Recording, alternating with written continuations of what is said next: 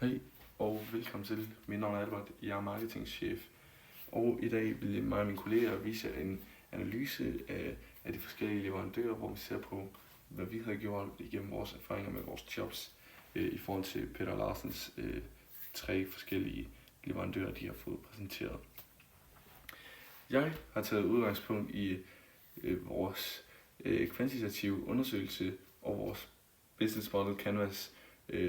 I undersøgelsen viser det jo ligesom, at bæredygtighed og kvalitet betyder meget for forbrugeren, især hos de yngre. Vores 10 test viser fx, at der ligesom er sammenhæng mellem, at klimaprioritering og den yngre forbruger, at den yngre forbruger ligesom går mere op i klimaet end fx de ældre.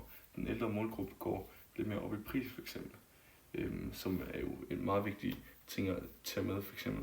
Det betyder jo fx, at vi skal jo have fastholdt og udvide vores markedsposition, skal vi jo samarbejde med leverandører om at styrke vores grønne profil.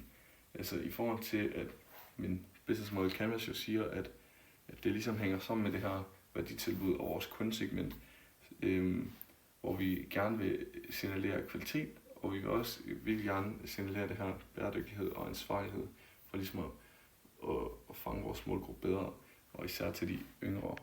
Yes, og jeg er så økonomichefen, og jeg har ligesom taget udgangspunkt i CSR-analysen og den økonomiske vurdering for ligesom at kunne sammenligne de her 3 tilbud.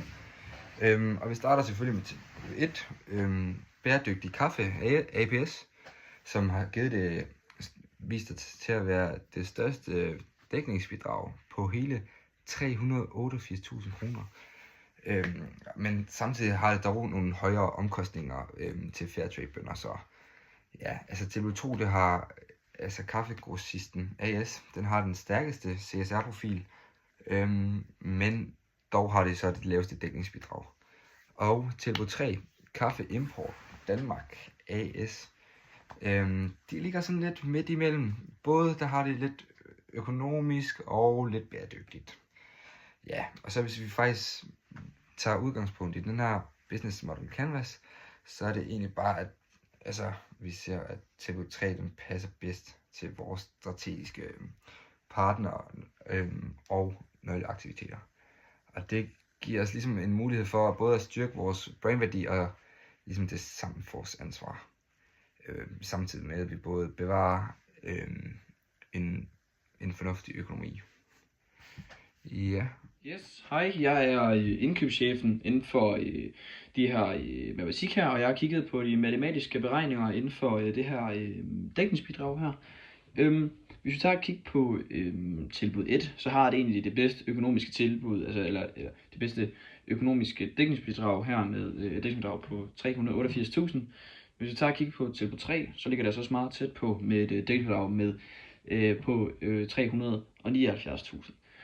Så hvis vi egentlig vurderer ud fra helheden, altså pris, bæredygtighed og ansvarlighed, så vil vi egentlig mene, at tilbud 3, som er det her, der hedder Kaffe Import Danmark AS, nok vil være det bedste valg.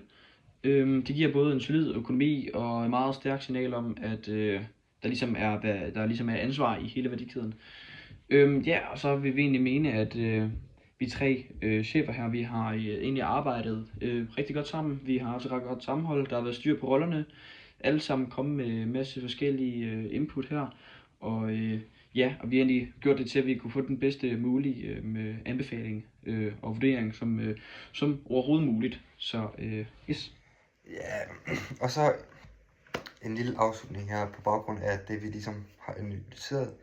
Der anbefaler vi egentlig bare tilbud 3, altså Kaffe Danmark Import AS.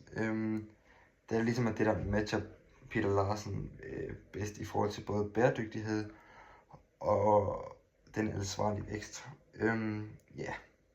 Tak for jeres tid.